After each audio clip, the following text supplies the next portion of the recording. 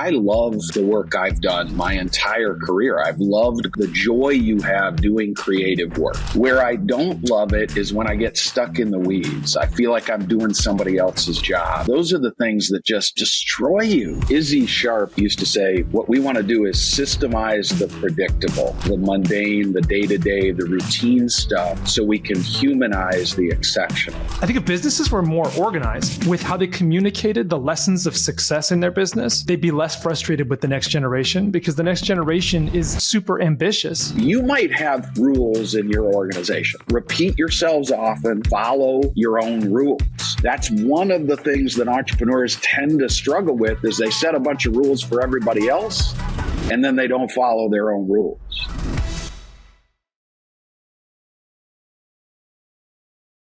Welcome to the Millionaire Hairstylist, where our mission is to improve the financial well-being of hairstylists and creative professionals. If you've ever gotten to a point in your business career where you decided to hire other people in your business, maybe you're a salon owner, maybe you're a hairstylist with an assistant, you know that there's this very complicated and frustrating thing that happens, which is that when you hire someone who in theory is supposed to make your life easier, somehow your life gets more complicated, more stressful. There's more problems to solve, even though in theory, this employee or this person or this assistant is supposed to solve problems and make problems go away. Well, that is what our guest today, Mike Paton, is a specialist in addressing. He is an EOS Implementer. EOS stands for Entrepreneurial Operating System, and it's a worldwide phenomenon of businesses who are using systems to help their businesses run smoothly so that they can focus on what they do best and not have to worry about the rest. Paton and Cash have a conversation that at first I'm sure will make you feel like, this isn't for me. I'm a salon owner. I'm a hairstylist. This is more than I need. And I promise, stick it out, because in this conversation are insights and nuggets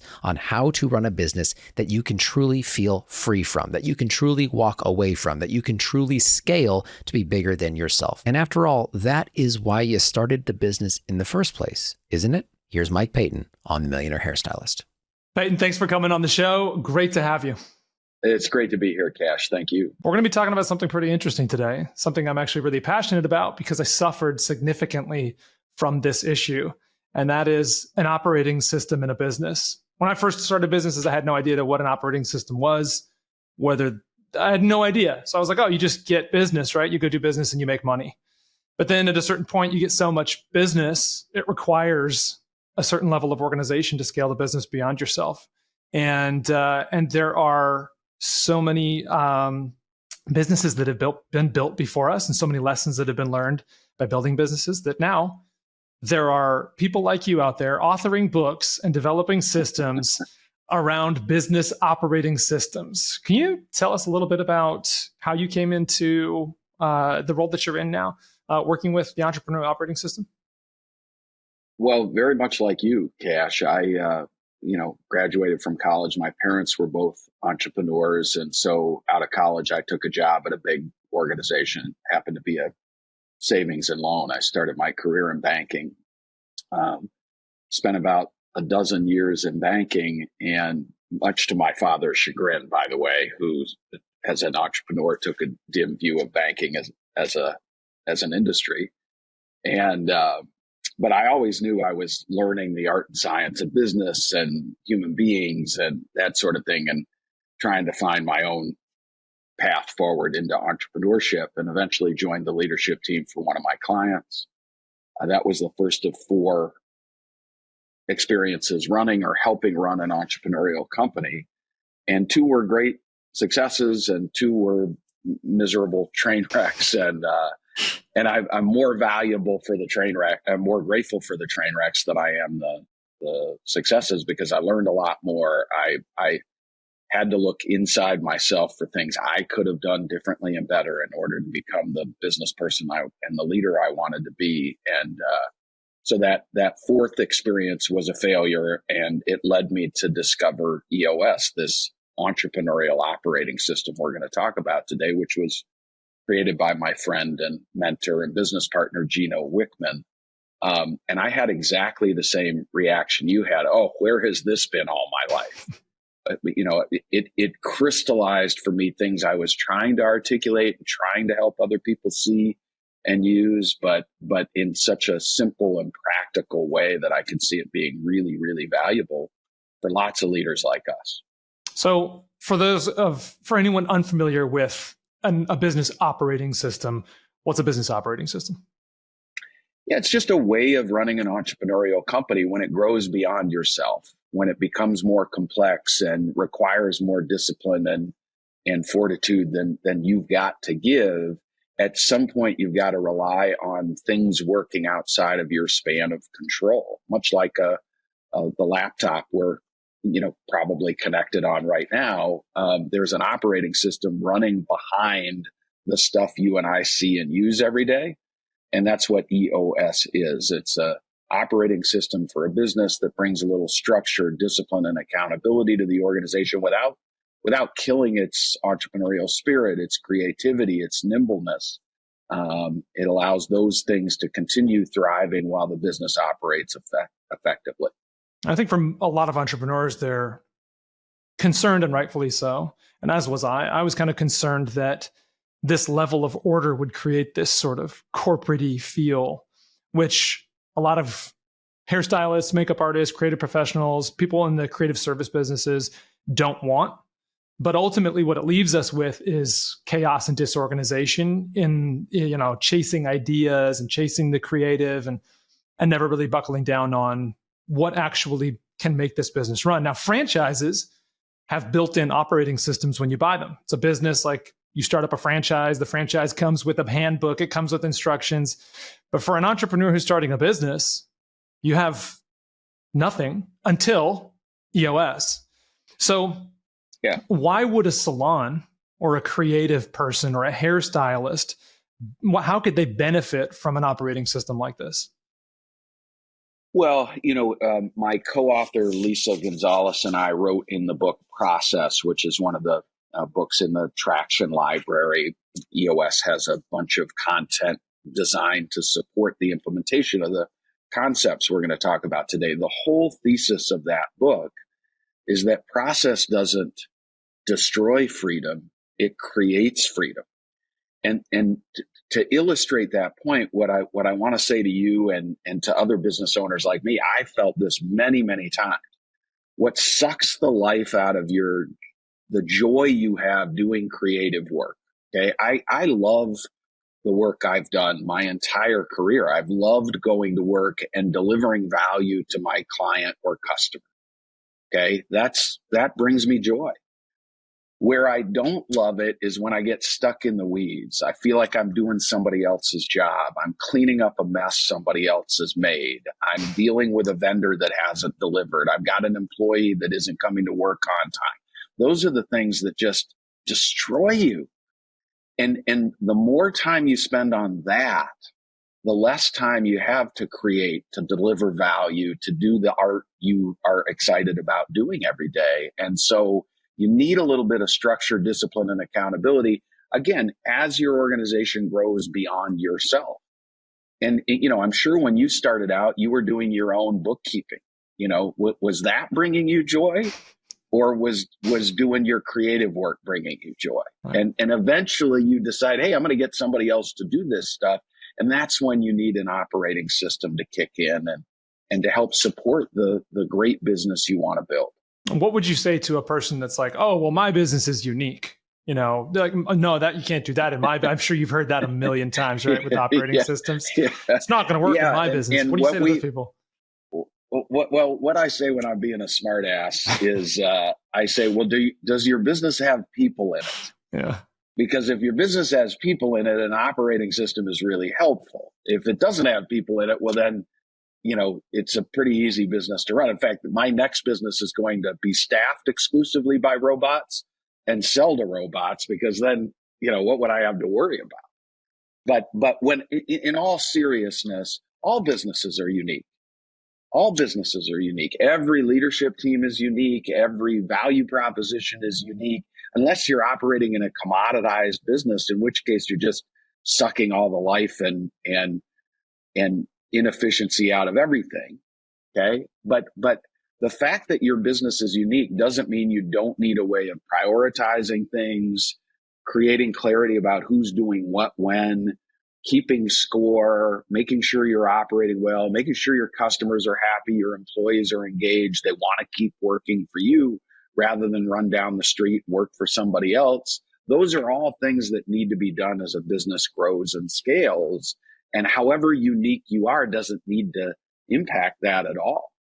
Yeah, I would actually agree. I think there's a lot of aspects to businesses that are not unique. I think a lot of people think their businesses are more unique than they actually are. I think the people, the ideas, and the way that you solve problems is unique to a lot of businesses and should be.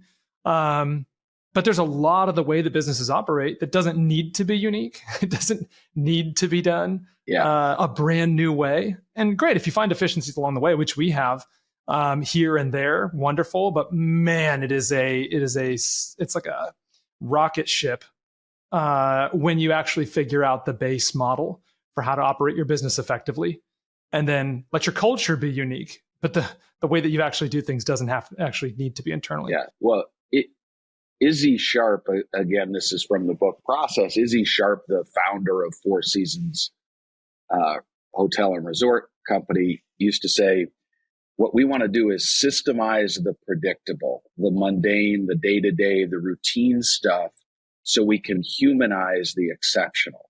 And again, if you're spending all your time down in the weeds, getting the mundane, day-to-day, tasky stuff done right, you don't have any time to humanize the exceptional. So what I urge your listeners to do is ask themselves, what percentage of their time are they spending making the experience unique and valuable for their clientele? And what percentage of the time are they spending doing mundane tasks? And if it's too much of the mundane, tasky stuff, they've got to free themselves up by bringing a little systemization to that stuff, so all the other people in the organization can take care of their day jobs without you as the owner and the creative having to dive into the weeds. So what does it look like for somebody to implement an entrepreneurial operating system into a business? Because hairstylists, they're doing the work. And for a season, they have to get through that to where they're also going to implement some order into their business while actually having their hands in the work. What does it look like? Yeah. So what the journey to implement EOS looks like. There are several different operating systems for a business, all of them worth looking into. What EOS focuses on is helping the business owner and the leadership team strengthen what we call the 6 key components of the business. And those things are the vision component, the people component, the data component, the issues component, the process component, and the traction component. And so implementing the operating system is implementing a set of tools and concepts and meetings and process flows that help you strengthen those 6 parts of your business, so the business kind of creates an inertia that helps it run itself, which frees you up as the visionary owner and founder of your company to do the work you love to do and are great at every day. And that's the primary benefit of an operating system in a business, right? Freedom to focus on the important. Okay. Yeah, that's exactly right. To get what you need is that you need that kind of inertia to satisfying the client, growing and generating a profit, to feel as though it's happening on its own. And one of the big frustrations for an entrepreneurial visionary is you had that in the early days of your business because you had a passion and a skill for something. People were willing to pay you. And I'm sure you felt at some point in your career, Cash, I sure did, like it was almost too easy. You're uneasy because you're succeeding in spite of yourself, right? When you have the time. And then all of a sudden, when you reach whatever capacity line you reach for the first time, it's like, wham, you've hit a wall and you can't figure it out and you're stuck and you keep trying the tricks you used along that early part of the journey when it was almost too easy, and they don't work anymore. And so, if your listeners are feeling that, I want them to look into this thing we're talking about, because it will revolutionize the way you think about your role in your business and filling the other roles in your business with great people who want to help you achieve what you've set out to achieve. If you want to dig deeper into improving your relationship with money as a creative professional, go to millionairehairstylistpodcast.com. create a free student account, and you can access over 4 hours of free financial lessons on topics like calculating exactly what financial freedom would look like for you as a creative professional. Go to millionairehairstylistpodcast.com, create your free account today. I love what you said there about touching on momentum. Just when you are getting started, and I know that feeling, you get good at something, you have very little external focuses. You're focused, you're moving forward, you're growing your business, and there's momentum. And in my experience, the great disruptor to momentum is chaos. Anything disorganization and chaos stop momentum in its tracks. And you typically get hit with that when you hit capacity and when you start hitting that level where you need other people and you need organization. If you're going to bring people in your business, you got to have a degree of organization, because there's very, very few people who want to come into my businesses and go, oh, you have a lot of problems. Let me come in and be your entrepreneur for you. I think there's so much to be said about preparing to be organized, getting organized before you hit the chaos moment and before you hit loss of momentum. Because once you lose momentum, it's really hard to get it back. When is a good time to implement an operating system into a business? Yeah, when it starts being less fun, when you hit your first ceiling, right? Yeah. Like, and we all, I have vivid memories in all 4 of my entrepreneurial experiences, almost to the hour of that moment, and so one of my messages is, if you're not getting everything you want from your business, if you're spending more than 50% of your time on stuff you think somebody else ought to be doing, if you're not having fun anymore, get help. There's lots of help out there. You just need to be willing to look outside yourself and contemplate doing things differently, because what got you here isn't going to get you there. Growing from 1 to 10 employees is almost always due to your ability to do things this way, but that way is actually going to prevent you from growing from 10 to 100 employees. And so if you're not willing to reinvent yourself and contemplate new ways of operating to continue growing and scaling what you've built, it's going to be really, really hard. You're not going to find 99 people exactly like you who can just operate independently and do their own thing and contribute to what you're trying to build. It doesn't work that way. Yeah, in fact, it's incredibly rare. Going into the hiring process, expecting to find people who are going to come into your business and be your personal entrepreneur to fix all your problems is delusional. But and most of us who are founding entrepreneurs are patently unemployable anyway, so we wouldn't hire us either. Exactly. You'd want to get that person out of there right away. That's right. Why would you hire another you? Yeah, that's called redundancy, and you need organization to find those as well. I think you mentioned that there's 6 steps, and what I love about steps is that it's organized, and most people love lists. We love just like, hey, what's step 1, what's step 2, what's step 3? When you go and, you play a game, like let's say basketball, for example, it's really easy. You put a ball in a hoop and you score. Now, there's other rules and there's other things you have to be aware of so that you don't get ejected from the game or you don't lose, but it's pretty easy to keep score of what's going on.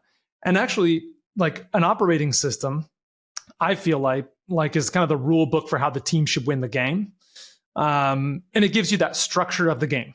So it's like, hey, we're going to put the ball in the hoop. This is what we're going to do. This is where we're trying to go. And we're going to try to get to this many points and so on. You said there's 6 steps to do that. Can you just break down briefly each one of those steps, starting with step 1? Yeah. So, the first thing we talk about is vision. And that's just getting everybody in the organization crystal clear on who you are at the core as an organization, where you're going long term, and exactly how you plan to get there. And for a lot of founding entrepreneurs, an aha moment is when you crystallize all those things for yourself and you get it written down in a format that's easy to share with the other people on your team. Because again, when you're a successful entrepreneur, you usually get so busy so fast, you don't take the time to do that stuff. Okay. There are very few successful entrepreneurs who wrote a fully baked business plan before they started their business and adhere to it every step of the way. Very few. Okay. So the second key component is the people component. You got to have great people to achieve a great vision. And so what we try and do when we're helping our clients strengthen the people component is identify what a right person is. This is Jim Collins' terminology from Good to Great. A right person shares the company's core values. What are the characteristics or attributes of the people you want to surround yourself with as you're building this organization? And someone who's in the right seat has the skills, experience, and the hardwiring to be consistently great at an important job in the business. And so the hardwiring of somebody who's a great bookkeeper is completely different than somebody who's a great hairstylist. And so we've got to be clear on right person, right seat for every human we're trying to leverage to build our organization. Okay. The third key component is the data component, the ability to run the business on facts and figures, on subjective information rather than or objective information rather than the subjective feelings and emotions and egos and, you know, those vague sensations of great success and peril where you're either ready to go to the moon or ready to sell the damn thing tomorrow, right? And so when your vision, people, and data components are strong, it cues up the need for the fourth component, the issues solving component. Getting really good at recognizing issues as they arise and then setting them up, knocking them down and making them go away forever rather than treating symptoms or wrapping duct tape and twine around your issues so they never really get solved for the long-term greater good. And then the process component is getting the most important stuff done the right and best way every time, even when you're not there to coach, mentor, manage, or redirect people. And the traction component is bringing discipline and accountability top to bottom, side to side in the organization. So everybody feels to you like they're executing on your vision, helping you get closer to what you're trying to accomplish rather than the way I felt far too often before discovering EOS, which was people were actively working against me. At best, they were spinning their wheels, and often I felt like they were adversaries, not assets. So why do you think people are a lot of people say, why do you think a lot of entrepreneurs say people's the hardest component of business? Well, because they're constantly in your grill. I mean, I've got clients who have 250 employees and they got 3 people issues in a 250 employee business, and they're still super annoyed by those 3 people. That's an astounding ratio, by the way. Yeah, you have 247 right people in the right seats, you're golden. Yeah. Okay. But those 3 people consume such a huge percentage of our mindset that you just can't help yourself. No, it's tough. It is tough. It is tough. People are a tough component of business, but it doesn't mean it's not solvable. And I think 253 is great. I know people with 16 people in their business and 10 problems. So it's certainly one of whom is always myself. Yeah. I mean, that's rule number 1. You're always, if your business doesn't look the way you want it to, then you should look in the mirror. Obviously, this is your business. That's exactly right. Start there for sure. Yeah. And I think personal development is great. And you should always be optimizing your own personal operating system, the way that you operate your day, the way that you operate, how you execute what you do in your business. And as you narrow down those tasks, you're going to need new and updated operating systems for how you act and you behave and how you handle problems. Yeah. I also want to go the other way, though. I think one of the reasons people are so frustrating to business owners and leadership team members is we have a tendency to want right people, right seat more than the person we're managing. Okay. We have more faith in their ability to get it and want it and care as much as we do. And we don't want to cut the cord until it's absolutely certain that this person is not a fit for our organization. And so sometimes you can have a little more faith in your people than is healthy for the business. And I would say the vast majority of the times my clients have dealt with difficult people issues, in hindsight, they wish they had done it a lot earlier, not a lot later. So let's put EOS to practice. Let's say I'm a business owner and I've got people showing up who won't adhere to our time policy, right? So we're a salon and we have clients, and clients come in, and the hairstylist is perpetually late. How would an operating system help me address these types of issues with people, personnel issues in my business? Yeah. So there's the first thing Gino did that I think is just brilliant, really helps crystallize this for your audience, is he separated culture fit from job fit. Okay. And so this specific example, somebody who doesn't show up on time, might be a core values issue. It might be a right person issue. Do they care enough? It depends on what your core values are. If one of your core values is cares about the organization or disciplined or something like that, you might be a conversation with this employee about whether or not they care enough to fit the culture of your organization. Okay. And everything about EOS is designed to help you have conversations that a lot of business owners are avoiding. Okay. When you define your 3 to 7 core values for your organization and you share those core values with everybody in your company when you hire, fire, review, reward, and recognize people regularly. I tell my clients, if you're going home every weekend sick of hearing yourselves talk about your core values, you're almost saying them enough, right? When you do that, it just opens the door to a conversation. Hey, Sally, one of our core values is discipline, and you're not disciplined enough to get here on time. And I don't want to create the kind of culture where I have to lie to you about the time we open the doors and the customers walk in so that you're here 30 minutes late, but it's really on time. Okay. It facilitates the having of a comfortable conversation about culture fit that a lot of organizations don't have. Now, if it's job performance related, hey, if you don't come in on time, we've got customers waiting in the lobby and we can't get them served and they're frustrated, we're starting to lose business. That's a different conversation, but it's still the provision of a framework for a two-way conversation with each of your employees about whether or not they share the core values of the organization and they're doing their jobs to your satisfaction. And that two-way conversation, Cash, is really important because I want to hear from the employee about what's preventing them from fitting the culture and being great at their job, because I might, as a leader and manager, be willing to help. Hey, if you've got to drop your kid off at the school and there's just no way for you to get on the subway and get to our salon on time, I can work with that. But if I don't know because I haven't had the conversation, I can't even participate in the problem solving.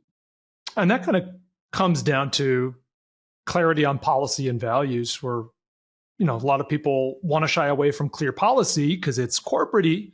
How do you advise, or what is the EOS operating system or way say to a person who's like, gosh, I just don't want to have to deal with these problems, and I don't want a ton of policies that we have to adhere to in my business.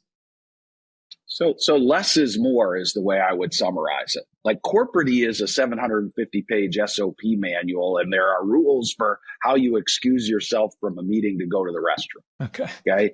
But you might have three rules in your organization, a handful of rules, repeat yourselves often, and then be consistent. Follow your own rules. That's one of the things that entrepreneurs tend to struggle with, is they set a bunch of rules for everybody else, and then they don't follow their own rules. Okay. So if you have a handful of rules, you repeat yourselves so frequently, you're sick of hearing yourselves talk about them, and you hold everybody, including yourself, accountable to following the rules, then when you have to make a tough people move because somebody just won't follow the rules, it's such a black and white decision for you. You don't lay awake in bed at night wondering about it. It's like, hey, we got 22 people in our organization. 21 of them are following the rule, including me. This person just doesn't respect what we're trying to do here enough. I've got to make a change. And maybe they can find a place that doesn't have rules or is a little more flexible, but that's not the way I want to run my business. What's really interesting about businesses that don't have policies is that they attract people who don't want rules and policies. And ultimately, they wind up being the most chaotic businesses. which is almost everybody, by the way. I mean, if you gave the yeah, you're right. population of the world a survey and said, would you prefer to work in a place that pays you well, whether or not you follow the rules, or a place that requires you to follow the rules and pays you the same? A lot of people would pick that other organization. My sort of advice to people looking for with that mindset would be like, I would question how long that business would be around. You know, you might find the place you want to be for a year or two, but ultimately you're going to want other people to follow rules. It's like going to the gym. You know, you may not want to re-rack your weights, but you want everyone else to, so that when you go use them, they're there. I think it's sort of this reconciling of, there is not a balance, but there's a need for the presence of policy in a business for you to establish a relationship with how to behave in your business so that it doesn't turn into chaos.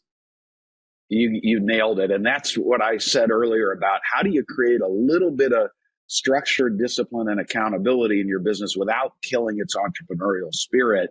That's what we're trying to help leaders and business owners do every day. And it's an absolute blast. And it's possible, possible for sure. Oh, absolutely possible. And I think a lot of it's done through process, which is one of the steps that you're referring to. So we talked about people as one of these steps, right? And so talk to me a little bit about what implementing process looks like into a business, because I think most of this lives up in entrepreneurs' heads. Yeah. And so the way you segued into that answer is perfect, because it basically is getting all of the life lessons learned by the founder of the business out of his or her head and onto a brief checklist, process document, video, series of images that define the ABC company way of doing this task or that task or this thing that we do to create value for our customers and hire and retain great people and so on and so forth. And so all we teach is identify the handful of truly core processes that make you unique as an organization. What's your secret sauce? Okay, get out of your head and onto a sheet of paper or a video or some documented asset the things you've learned over years of trial and error, and you've gotten it just right so that you're able to teach everybody how to be as experienced as you are without the 5 or 10 or 20 years of experience you have in your own business. And then keep it simple, right? Just a couple of major steps. My clients' process documents have somewhere between 5 and 15 major steps in a handful of core processes, not a big process manual. And they allow the unique art of the people they have working in their business, the personality, the style, the nuance, to fill in the blanks between those major steps. That's the way we teach process in an EOS company. We call it the 20-80 approach. Do 20% of the work, get 80% of the benefit, and let your great people fill in the rest, rather than what we call a 100-100-100 approach, which is documenting 100% of the steps in 100% of the processes to get 100% compliance. That's corporate. I hate that more than anybody on the planet, and I wrote a book about process. So let's talk about your book Process here for a second, because this is something that's really difficult for someone whose hands are busy. It's difficult for any entrepreneur.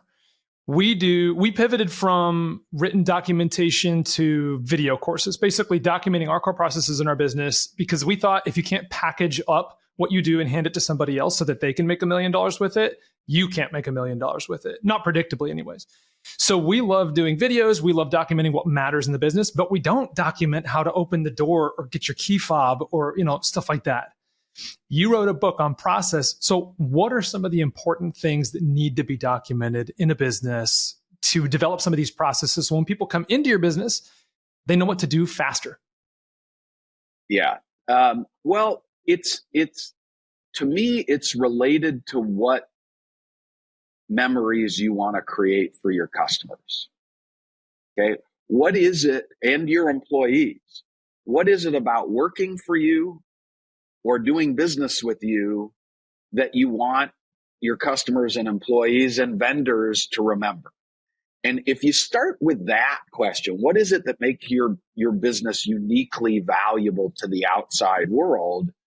That is probably going to clue you into what your handful of core processes are. For most of my clients, it's something like a marketing process, a sales process, a client satisfaction or retention process, a handful of operating processes for how you deliver value to the client, and an accounting process. And that's it.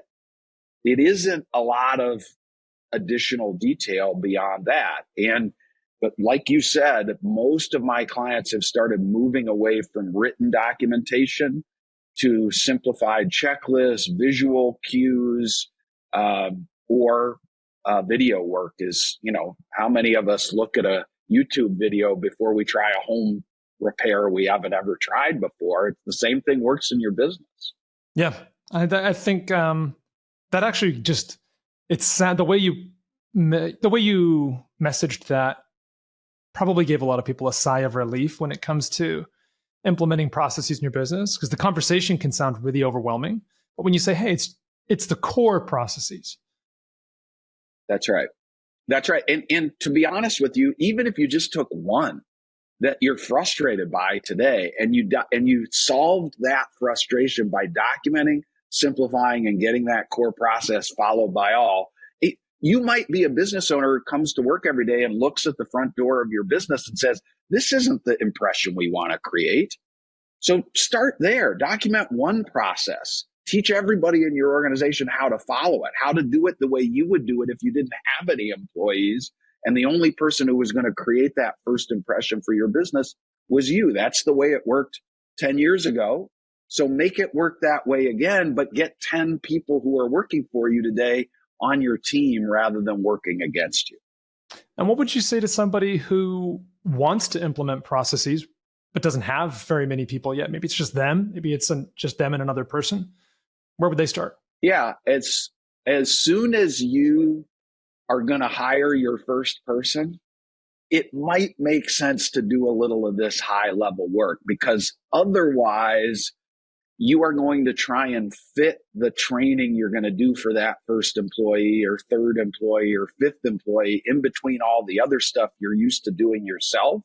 Or you're going to make a common entrepreneurial mistake of just assuming that the people you hire must be more skilled at these things than you were when you started and you figured it out, so they'll do the same.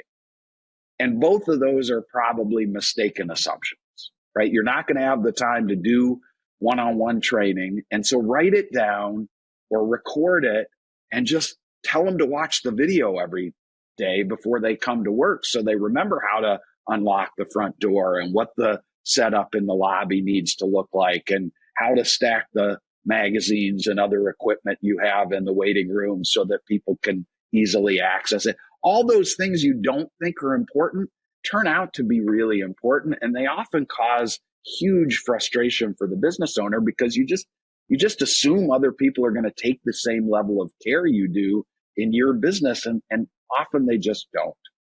Have you seen any difference between implementing processes in businesses who serve older clients or who are operated by an older generation and businesses that are operated by, say, millennials, Gen Zs coming up, and people are starting businesses younger, and Gen Z want everything yesterday, and they kind of are that. Give me a video, show me how to do it now. That's right. What's the difference you're seeing? I would say it goes mostly to self-service and technology, right? And it's so funny that you asked me that question, because I was in Florida yesterday in the airport in Sarasota.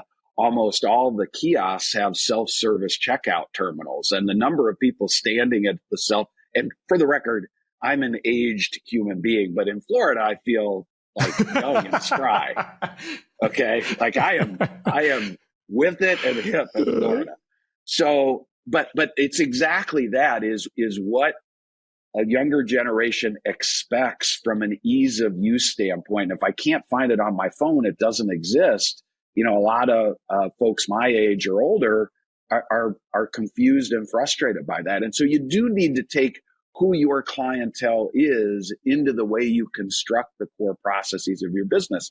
And if you're trying to run one of those businesses that caters to people from all generations, you're going to need maybe two sets of processes, and you're going to need to give the offer of choice. Hey, if you want white glove service and you want to talk to somebody on the phone, that's another thing people of my generation expect is we expect there's a telephone bank somewhere and a human's willing to talk to you when you're not getting what you want from the technology. And gosh, a lot of technology companies don't have that. It's impossible to get to a person. And so you just have to think about who you're catering to and build processes that are going to serve that clientele well. I would say, my assumption would be that a lot of salon owners who are hiring younger people are struggling with a particular problem with the next generation. And the main problem is that next generation wants everything yesterday. And the second problem is they want everything yesterday, but what we hear in reports, and I'm not saying this is true, this is just what we hear from people, that's their struggle, is that they want everything yesterday without having to put in all the work and learn everything again, which kind of makes sense that an operating system in a business that's hiring young people who want to be performing and want to be earning and want to be growing and who are ambitious, it would almost be even more a necessity than any other business if you're onboarding talent who wants to grow and succeed fast. Because if you are that person who grew and succeeded fast, to systemize how you did that and hand it to somebody else so they can do it in a fraction of the time you did was even more important than ever to have an operating system in your business. I couldn't agree more. And I think couldn't agree more. I think if businesses were more organized with how they communicated the lessons of success in their business, they'd be less frustrated with the next generation, because the next generation is super ambitious. They want so much more, and they know there's a playbook. They know someone has it. They see it online on TikTok and Instagram every single day. Someone's doing it. Just show me how. My view has always been, and it's galvanized every day when I see leadership teams of various ages and ranges and so on and so forth. I think every generation has its high achievers and every generation has its slugs. And the older generation, the high achievers are the only people left still working as leadership team members of an entrepreneurial company. Okay. And so when you look around and say, hey, older people are much more accountable and disciplined, okay, it's just okay, pardon my French, but there were plenty of people in my generation who would prefer to show up every day and get paid a lot of money for not working very hard. Okay. And there are plenty of impatient old people, for God's sake. I am one of them. Right? To say that young people are more impatient than old people is just patently false.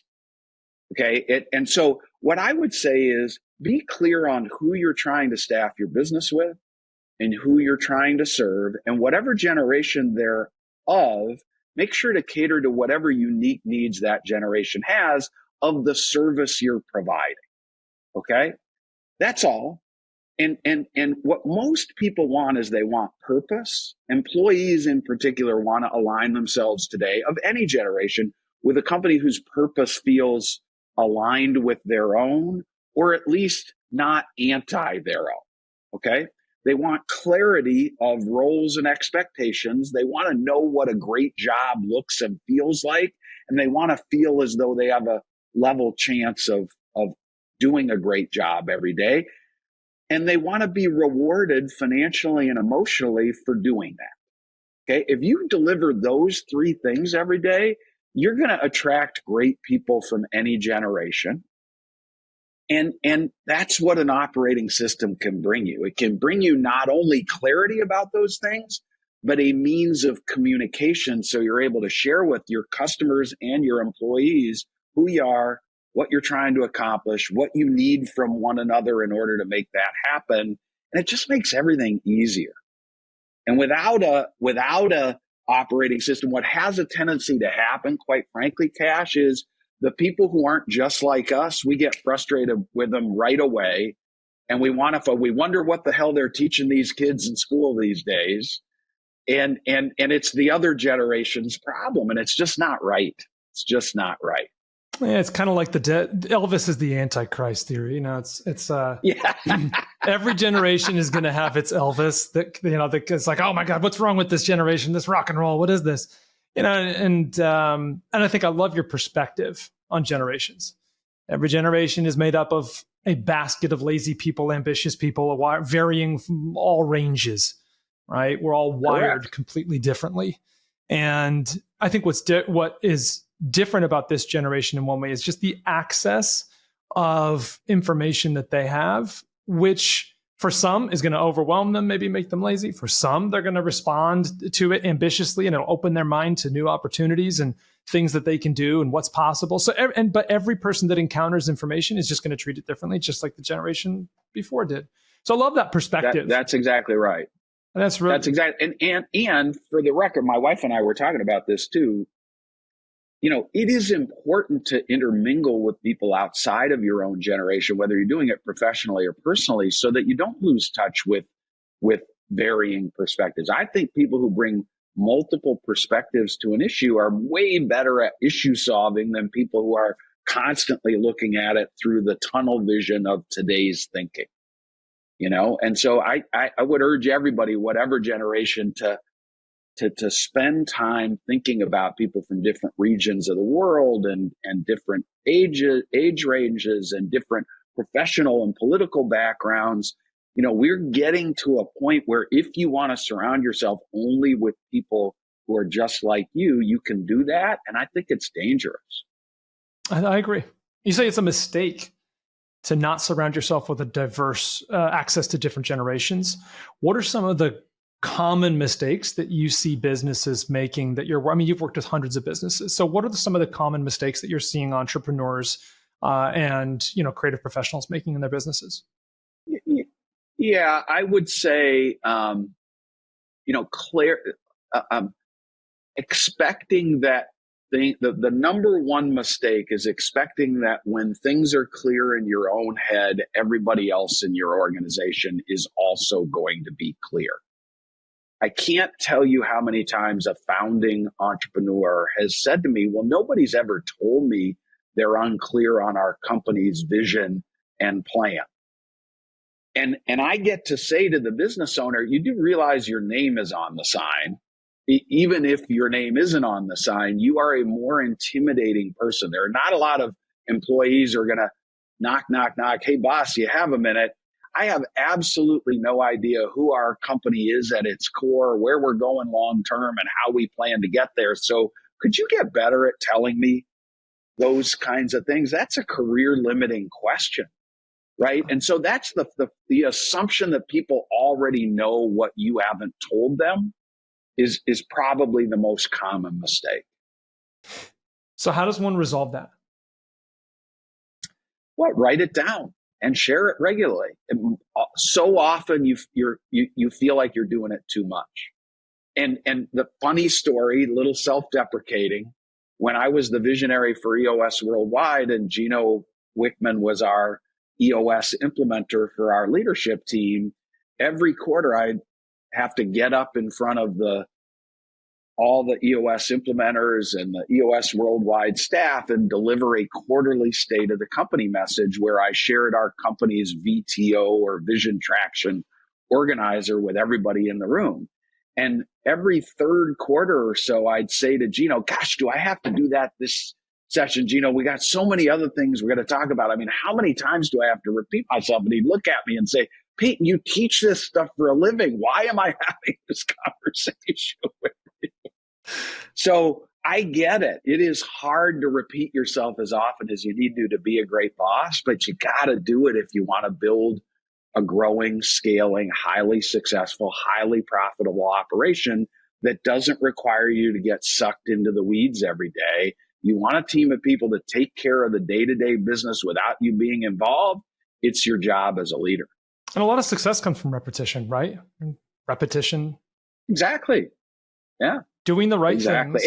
And creatives know that, right? Like if you're running a hair salon and you have a client that's been coming to you for 10 years and they haven't changed the style of their hair one time, you're totally great at repeating exactly the way you do that haircut every time. Why can't you do that for your employees? I don't get it. You know what's really interesting, as just a quick side story on repeating things to achieve success. It's like you go to the gym, you do reps, right? You practice anything, you do reps. What you do over and over and over again is the story of your entire life. That's basically it. Everything you receive is a culmination of the decisions that you made. And the most impactful ones are the things you do all the time. You eat unhealthy all the time. Well, then you get a body that looks like you, that is impacted by that. You eat healthy very infrequently, well, then your body will look different. Exactly. And I think for me, I played two roles in my career. I was a salon hairstylist first, and then I was a freelance hairstylist. When I was a salon hairstylist, I really focused on repeatable success. I only did 3 haircuts. And people would be like, "Oh my gosh, that's so limiting. I need to learn 500." Well, I knew I only wanted the people that wanted those 3 haircuts, because if I could do those, I could time them, I could be the best at them, I could master them. And that is it. That's literally all I did in the salon. When I moved to a freelance career, starting to work with celebrities, I had to come up with a new thing every single time that was going to hit a headline or make a dent or be something cool. The amount of stress, the amount of pressure, the amount of chaos, it did take a week or 2 sometimes to put together the look idea. And when I was in those roles, sometimes it's really exciting to be in that creative mind and doing something different often, because variety is the spice of life, right? But there are systems I put in place that help me even get that done faster and more efficiently, rather than just sitting down and having to come up with something new every time. So even in the most creative processes, I had things that I would do that would help guide me, systems that I would start with. Like I start with a lookbook. I start putting together images. The second thing I'll do is I'll start sorting those images into aspects that I like about them. So then now I have an operating system for how I put constraints around my creativity. And I could be more creative and put more ideas the more organized I became. It was really weird how that worked, because I always thought you just doing the same thing over and over again, that's the only way. But if I want to be creative, I can't have any operating systems. So I think it's you put processes in place to support the time you needed to spend creatively to be a freelance hairstylist. And you did it, my guess is, from a gut level instinct standpoint. Like this is one of the points we make in the book, Cash, is that one of the reasons visionary entrepreneurs have so little time or patience for anybody who seems to need process to be great at their job is their perception is they didn't rely on process. But to great visionary entrepreneurs, you're kind of hardwired as a process person. You have this automatic tendency to discard the things that don't work from your day-to-day regimen and adopt the things that do work without really writing it down or thinking about it. That's what a lot of visionary entrepreneurs are. And you have a formula that is just ingrained in your thinking and your being. And so to expect everybody else has that same capability and that same level of experience is just wrong. That's what you were doing there, is you were unwittingly creating process by discarding the stuff that slowed you down and adopting the stuff that seemed to streamline and simplify the way you were working. That's cool. It's really great story. It's really interesting, though, how averse I was to process. I was aware that process was out there, but I wasn't aware that I was actually creating process. I was like, I don't do process. Like for this, I just need to like be in it. It's so if someone actually wants to start implementing or injecting some process into their business so that they can prepare to scale or eliminate chaos or gain some freedom to go back to being creative with their business and growing it, where does someone start? Yeah, so specifically on process, that's why we wrote the book Process with an exclamation point is the title. It's available at all the major booksellers, including Amazon and Barnes and Noble and so forth. You can also find it at the EOS Worldwide website. The Traction Library section of that website offers all the books. But I'd start there. It was a book about process written for visionary entrepreneurs and creatives, which is a sector that made Gino say to me, "Wait a minute, you wrote a book exclusively about process for entrepreneurs. What are you, nuts? How are you going to sell that?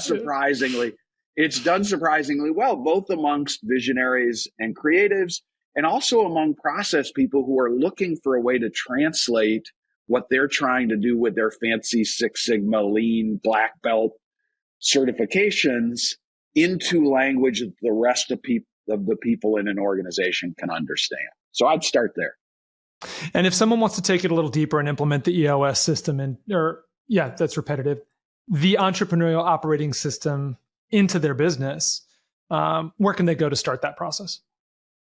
Yeah. So first of all, I'm sure you'll put my contact information into the show notes. I'm happy to personally direct anybody to the right place for their unique situation. But we built the EOS Worldwide website to be a great resource center for anybody thinking this might be a good fit for them and their business. And so EOSworldwide.com, you can find a local implementer on that website. You can find me on that website. You can find all the books, tons of helpful videos, lots of blog content that'll help make this seem a little less confusing and overarching and corporate-y to you. And then please reach out to me if I can be of any service. One of our core values is help first. I wake up every day excited about the opportunity to help the people who have the courage and the skill and the determination to start and run entrepreneurial companies. I think it's going to make the world a different and better place in the future. And if I can play a small role in that, I want to do that every day. Paton, thanks for coming on the show. It has been such a pleasure to discuss these things with you. I think the operating system is absolutely critical in every business. It's not if I should do it, it's a when you should do it. And typically, in my opinion, there's never a better time to get organized in your business than right now. So if you're listening to this, feel free to check Paton out and his book, Process. You can also visit the EOS website and check out whether this would be a good fit for organizing your business and scaling your business. Thanks, Cash. It was a great conversation. I appreciate you having me. Thanks so much, Paton. We'll talk soon. If you're a hairstylist, if you're a creative professional, and you are interested in your financial well-being, remember to like and subscribe so that more episodes just like this one show up in your YouTube feed.